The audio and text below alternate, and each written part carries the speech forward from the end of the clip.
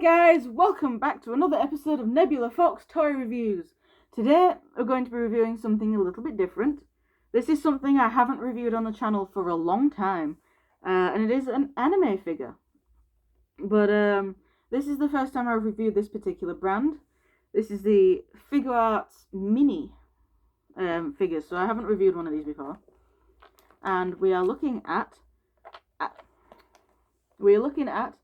Akaza from Demon Slayer.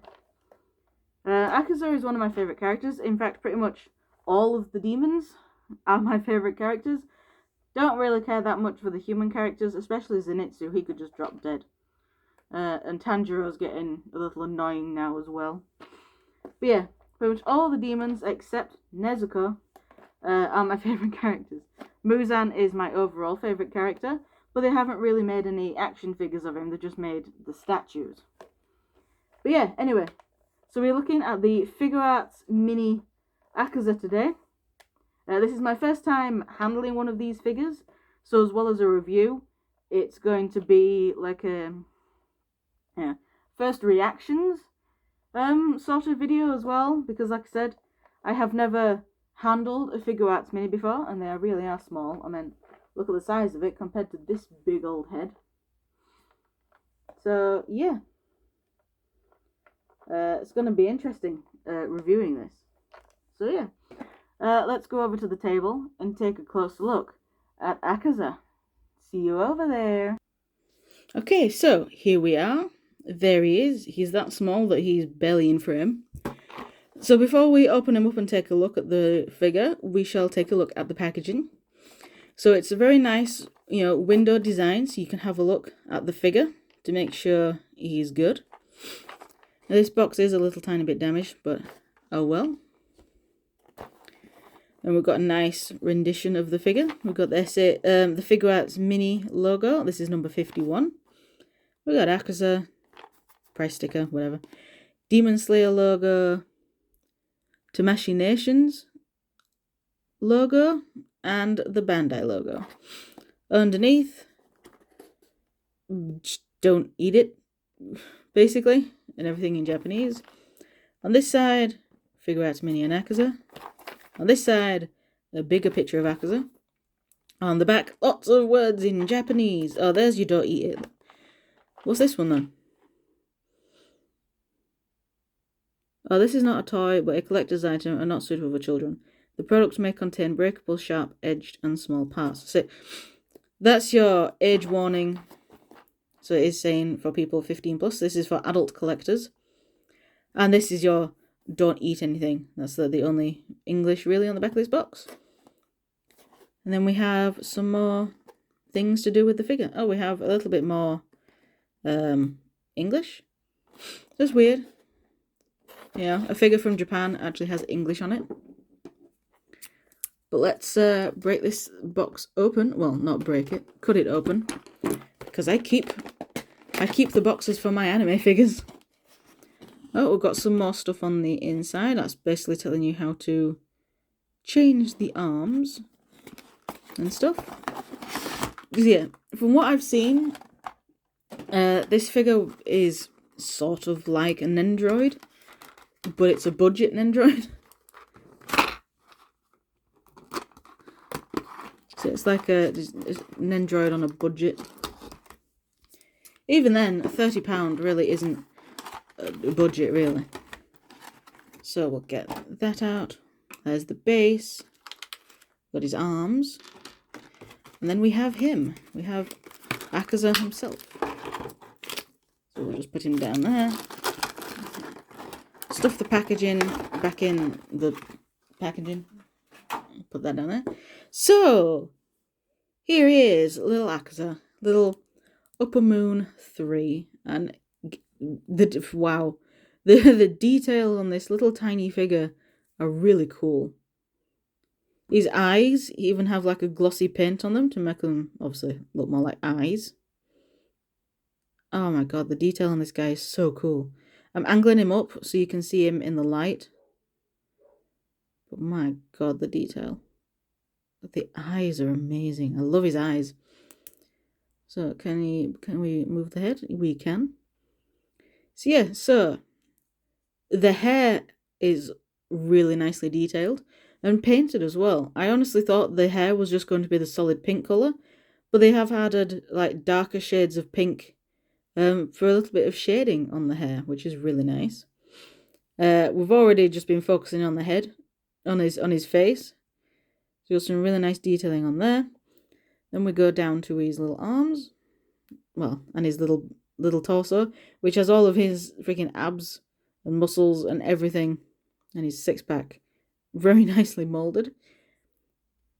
And he's got his nice muscly arms as well. And we're going down to his pants.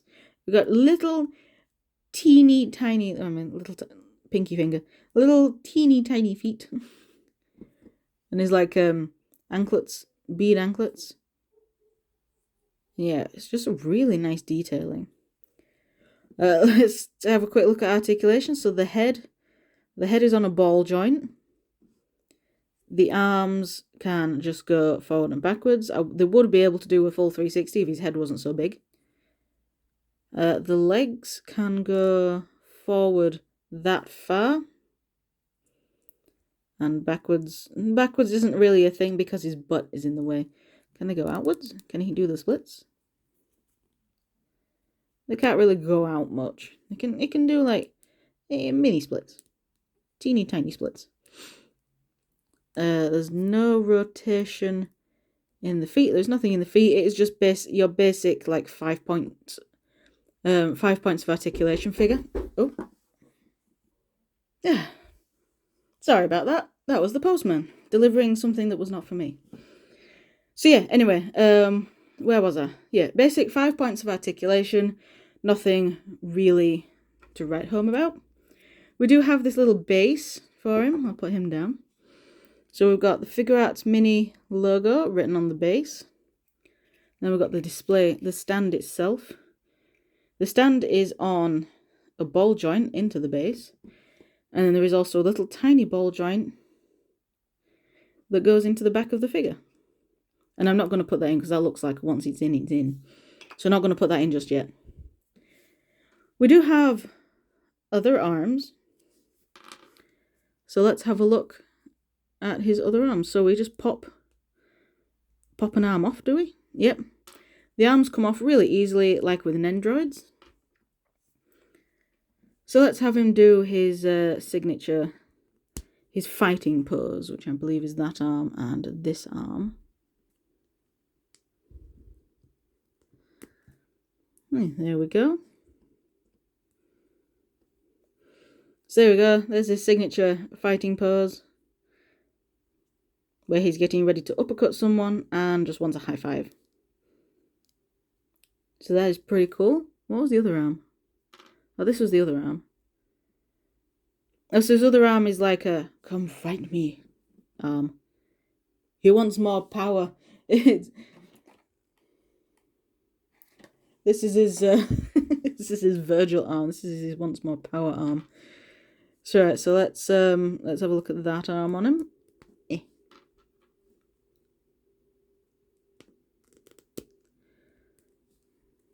So yeah, so that's what the that grabby hand, or is it a come get me hand? I'm not sure. It's one of them. It's either a more power or a come get me hand. Well, so this arm is more meant to be with the normal, like the base arm. Nope, not that one. Not that one. This one. So it's meant to be more like that, I believe. According to the back of the box it is. So yeah.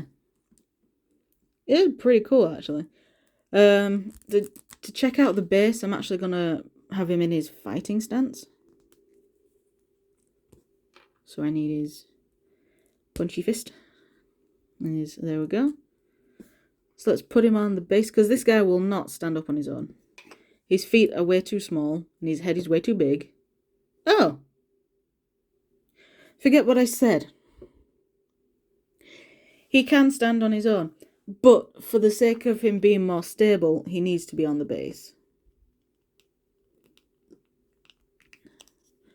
the base does not want to go in. Come on. Come on. Don't want to break it. Don't want to break the base because it's very bendy plastic by the looks of it. It's very fragile.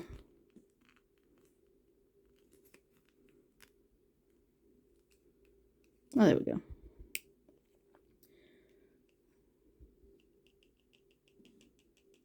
Yeah, he's on. So there we go. He's on his base and will bounce, apparently. Oh, one of the things, you really can't see it that well in the video, probably on camera, but they have painted his toenails. You can probably kind of see it there on his toes. But they've also painted his fingernails as well.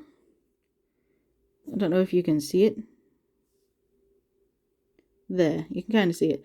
They have painted his nails red or pink. I think it's supposed to be like the dark pink that's on his hair. But they have painted his nails, which is something I wasn't really expecting them to do, just because the pieces are so small. I mean, this is his hand compared to my pinky finger. So it's like they could have easily just left the toes unpainted, like the nails unpainted, but they didn't. So I actually appreciate that.